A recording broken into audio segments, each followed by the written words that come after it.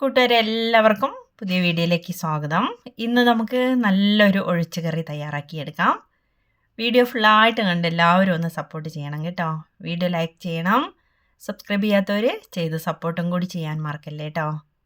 ഇന്ന് ചോറിൻ്റെ കൂടെയും നമ്മൾ ദോശയുടെ കൂടെയൊക്കെ കഴിക്കാൻ പറ്റുന്ന നല്ലൊരു കുറുകിയ ചാറിൽ വളരെ ടേസ്റ്റി ആയിട്ട് തയ്യാറാക്കിയിട്ടുള്ള ഒരു ഒഴിച്ചുകറിയാണ്. ഇത് ചെറിയുള്ളി വെച്ചാണ് കേട്ടോ നമ്മൾ തയ്യാറാക്കിയിട്ടുള്ളത്. പെട്ടെന്ന് തന്നെ തയ്യാറാക്കിയെടുക്കാം. തേങ്ങയൊന്നും അരച്ച് സമയം കളയണ്ട. വളരെ ടേസ്റ്റിയാണ്, സ്പൈസി ഒന്നും അല്ല, നല്ല ടേസ്റ്റി ആയിട്ടുള്ള ഒരു കറി തയ്യാറാക്കാനായിട്ട് ആദ്യം നമുക്ക് ഒരു പാൻ അടുപ്പത്ത് വെച്ച് അതിലേക്ക് വെളിച്ചെണ്ണയോ ഓയിലോ എന്ത് വേണമെങ്കിലും ഒക്കെ ഒന്ന് ഒഴിച്ചു കൊടുക്കാം കേട്ടോ. വെളിച്ചെണ്ണയ്ക്കൊക്കെ ഭയങ്കര വിലയല്ലേ ഇപ്പോൾ ഈ സമയം അല്ലേ. ചെറിയുള്ളിക്കും ഭയങ്കര വിലയാണ്. കുറച്ചൊക്കെ എടുത്തിട്ട് നമുക്ക് ടേസ്റ്റി ആയിട്ടൊരു കറി തയ്യാറാക്കിയെടുക്കാം. അല്പം എണ്ണ ഒഴിച്ചു കൊടുത്തു. അതൊന്ന് ചൂടായിട്ട് വരുമ്പോൾ നമുക്കതിലേക്ക് കടുക് ഇട്ട് കൊടുത്ത് ഒന്ന് പൊട്ടിച്ചെടുക്കാം കേട്ടോ. നന്നായിട്ടൊന്ന് പൊട്ടി വരട്ടെ. ഈ കറിക്ക് തേങ്ങ ചേർക്കുന്നില്ല, അതുകൊണ്ട് തന്നെ കുറച്ച് എണ്ണ ഇരിക്കുന്നത് നല്ലതാണ്. ഓയിലായാലും ടേസ്റ്റി ആയിട്ട് കിട്ടാൻ കുറച്ച് എണ്ണ വേണം. ഇനി നമുക്ക് നന്നാക്കി വെച്ചിട്ടുള്ള തോലെല്ലാം കളഞ്ഞ് ക്ലീൻ ചെയ്തെടുത്തിട്ടുള്ള ചെറിയുള്ളിയാണ് ഇതിലേക്ക് ആദ്യം ചേർത്ത് കൊടുക്കേണ്ടത്.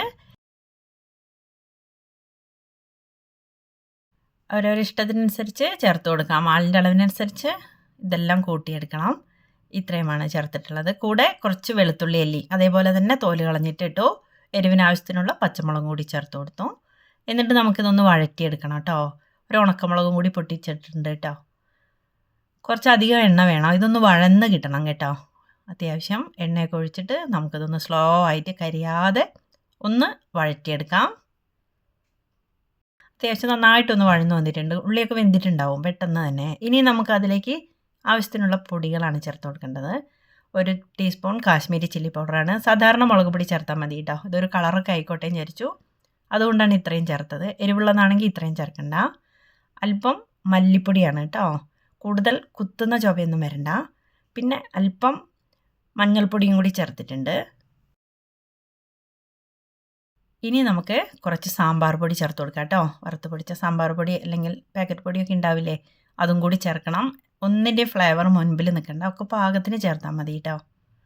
എന്നിട്ട് നമുക്കിതൊന്ന് വഴറ്റിയെടുക്കണം. പൊടിയൊന്നും കരിയാതെ നന്നായിട്ടൊന്ന് വഴറ്റിയെടുക്കാം കേട്ടോ. വേണമെങ്കിൽ കുറച്ചും കൂടി ഓയിലൊക്കെ ഒഴിച്ചു കൊടുക്കാം. നോൺ സ്റ്റിക്ക് പാനിലാവുമ്പോൾ നമുക്ക് അത്രയും അടിയിലൊന്നും പിടിക്കില്ല, ശ്രദ്ധിച്ച് ചെയ്യാം അല്ലേ. ഇതേപോലെ ഒന്ന് വഴന്ന് നന്നായിട്ടൊന്ന് മൂത്ത് വന്നിട്ടുണ്ട്.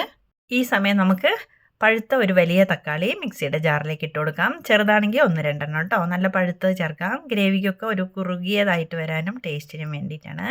നല്ല പേസ്റ്റായിട്ടൊന്ന് അരച്ച് വെക്കണം. ഇതൊക്കെ നേരത്തെ ചെയ്ത് വെക്കണം കേട്ടോ. നമ്മൾ പാനിലിട്ട് വറുത്ത് വെക്കുന്ന സമയത്തൊക്കെ ഇതിനൊക്കെ പോയി കഴിഞ്ഞാൽ അതെല്ലാം കരിഞ്ഞു പോവില്ലേ. നന്നായിട്ട് പേസ്റ്റാക്കി വെച്ചിട്ടുണ്ട്. അത് നമുക്ക് ഉള്ളി വഴറ്റിയതിലേക്ക് ചേർത്ത് കൊടുക്കാം കേട്ടോ. എന്നിട്ട് അതിൻ്റെ പച്ചമണമൊക്കെ ഒന്ന് മാറട്ടെ. ആ പൊടിയൊക്കെ തക്കാളിയുടെ ഗ്രേവിയിലേക്കൊന്ന് പിടിക്കണം. ഈ സമയം പാകത്തിന് ഉപ്പും കൂടി ഇട്ട് കൊടുക്കാം. നോക്കിയിട്ട് വേണം. നല്ലപോലെ ഒന്ന് ഇളക്കി യോജിപ്പിച്ച് പച്ചമണമൊക്കെ ഒന്ന് മാറി തെളിഞ്ഞ് വരണം. മിക്സിയുടെ ജാറിലേക്ക് അല്പം വെള്ളമൊഴിച്ച് ഗ്രേവിയൊക്കെ അവരവരെ ഇഷ്ടം പോലെ ചേർക്കാം. കൂടുതലാവുന്നത് നല്ലതല്ല, കുറുകിയിരിക്കുന്നതാണ് ഈ കറിക്ക് നല്ല ടേസ്റ്റ് ഉണ്ടാവുക കേട്ടോ. കുറച്ച് കറിവേപ്പിലയും കൂടിയൊക്കെ ചേർത്തു. നല്ലപോലെ ഒന്ന് ഇളക്കി യോജിപ്പിച്ചു. അടിയിലൊന്നും പിടിക്കാതെ വേണമെങ്കിൽ ഒന്ന് അടച്ച് വെച്ച് ഒന്ന് തിളച്ച് എണ്ണ തെളിയുന്നത് വരെ നോക്കാം കേട്ടോ.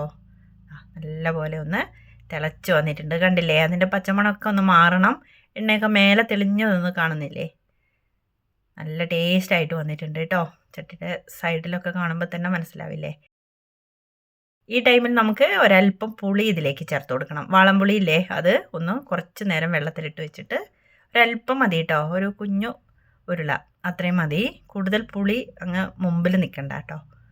അതും കൂടി ഇതിലേക്ക് ഒഴിച്ചു കൊടുത്തിട്ട് ഒന്നുകൂടി ഒന്ന് തിളപ്പിക്കാം. നല്ല കളറൊക്കെയാണ് കേട്ടോ. കാശ്മീരി ചില്ലി പൗഡർ ഇട്ടതല്ലേ. കാണുമ്പോൾ എരിവൊക്കെ തോന്നും, പക്ഷേ എരിവിന് അത്രയ്ക്കൊന്നും ഇല്ല കേട്ടോ. കുറച്ച് ഉപ്പും കൂടി ചേർത്ത് കൊടുത്തു. നല്ല കുറുകി വന്ന ഒരല്പസമയം തണുത്ത് കഴിഞ്ഞാൽ കുറച്ചും കൂടി കുറുകി വരും. ഗ്രേവി വേണ്ടവർക്ക് അങ്ങനെയും ചെയ്യാം. സൂപ്പർ ടേസ്റ്റി ആയിട്ടുള്ളൊരു ചെറിയുള്ളി കറിയാണ്. എല്ലാവരുടെ അഭിപ്രായം പറയണേ.